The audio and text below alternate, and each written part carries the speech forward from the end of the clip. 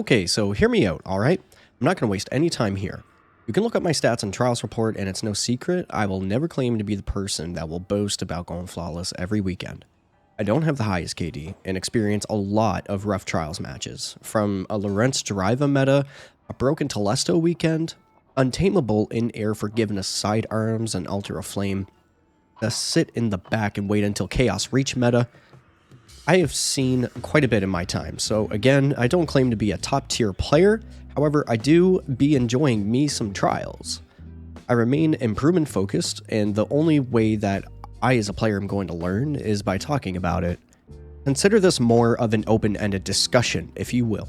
Just to set expectations, this video comes from the perspective of a player who perhaps doesn't always have a go-to team every weekend, and finds himself mostly running solo. We are currently in week 8 of season 19, just on the edge before the Lightfall expansion, and the map for this weekend is Eternity.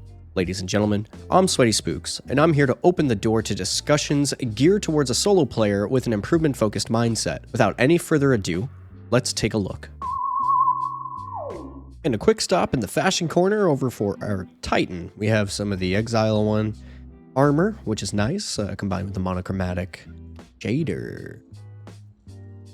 Okay, so starting off, I'm going to go with an Arc Titan. We're going to be going with Thunder Crash for this one. Going to be using Towering Barricade, Strafe Lift.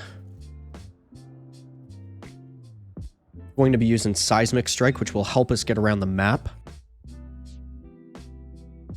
And going to be using Storm Grenades. For the aspects, I'm going to be using Touch of Thunder, and I'm going to be pairing that with Knockout. And my reason for that is so I have 4 fragment slots. More on that in a moment. For our first fragment, we have Spark of Resistance for plus 10 Strength. We have Spark of Feedback for plus 10 Resilience. We have Spark of Volts for plus 10 Recovery.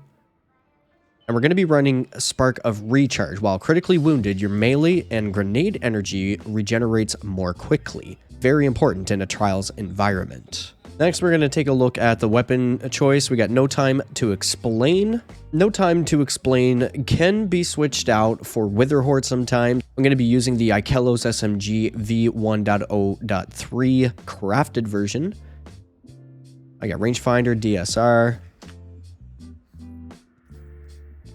Using a Callus' Selected shader on this one. And I'm also going to use the Hothead Adept version. This one has tracking on it and explosive light. Should do the trick. The purpose of this build isn't to 1v1 everybody, but to act as a damaging support unit for your teammates.